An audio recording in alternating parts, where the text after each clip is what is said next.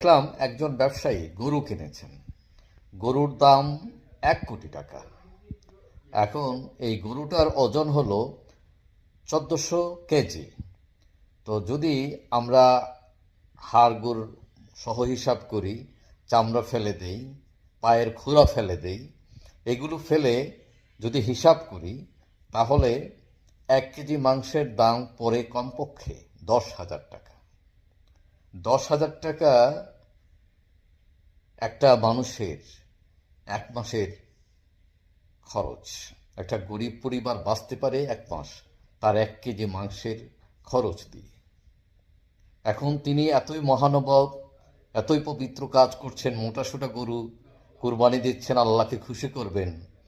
এই 1 কেজি মাংসের দাম দিয়ে যদি একটা গরিব পরিবারকে দিতেন, তাহলে তার পুণ্যটা, তার সোয়াবটা কি বেশি হতো না কম?